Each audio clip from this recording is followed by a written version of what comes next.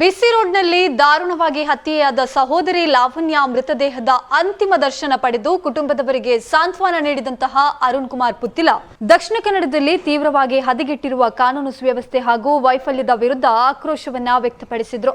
ಆರೋಪಿಯನ್ನ ತಕ್ಷಣ ಬಂಧಿಸಿ ಸಾರ್ವಜನಿಕರ ಆಗ್ರಹದಂತೆ ಆರೋಪಿಯನ್ನ ಎನ್ಕೌಂಟರ್ಗೆ ಒಳಪಡಿಸಿ ಮುಂದಿನ ದಿನದಲ್ಲಿ ಯಾರೂ ಕೂಡ ಇಂತಹ ಕೃತ್ಯವನ್ನ ಎಸಗದಂತೆ ಕಠಿಣ ಕ್ರಮ ಕೈಗೊಳ್ಳುವಂತೆ ಇಲಾಖೆಗೆ ಆಗ್ರಹಿಸಿದ್ರು. ಮೃತ ಯುವತಿಯ ಕುಟುಂಬದವರಿಗೆ ಪರಿಹಾರ ಘೋಷಿಸಬೇಕೆಂದು ಉಸ್ತುವಾರಿ ಸಚಿವರಿಗೆ ಹಾಗೂ ಸರ್ಕಾರಕ್ಕೆ ಕೂಡ ಆಗ್ರಹಿಸಿದ್ದಾರೆ.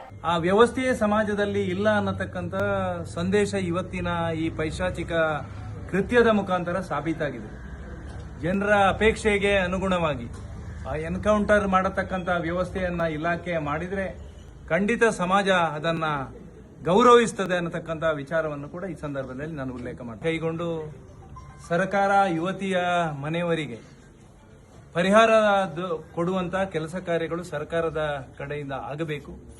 ವಿಶೇಷವಾಗಿ ಈ ಭಾಗದ ಉಸ್ತುವಾರಿ ಸಚಿವರು ಇವತ್ತು ಸಮಾಜದ ಮುಂದೆ ಇರತಕ್ಕಂತಹ ನೂರಾರು ಸಮಸ್ಯೆಗಳು ಕಾನೂನು ಮತ್ತು ಸುವ್ಯವಸ್ಥೆಯನ್ನ ಕಾಪಾಡುವಲ್ಲಿ ಅತ್ಯಂತ ಹೆಚ್ಚಿನ ಕ್ರಮಗಳನ್ನು ಕೈಗೊಳ್ಳಲಿಕ್ಕೆ ಪೊಲೀಸ್ ಇಲಾಖೆಗೆ ಸೂಚನೆಯನ್ನ ಕೊಡಬೇಕು ಮತ್ತು ಸರ್ಕಾರ ಅವರ ಮನೆಗೆ ಪರಿಹಾರವನ್ನ ವಿತರಿಸಬೇಕು ಅನ್ನುವಂಥ ವಿನಂತಿಯನ್ನ ಈ ಸಂದರ್ಭದಲ್ಲಿ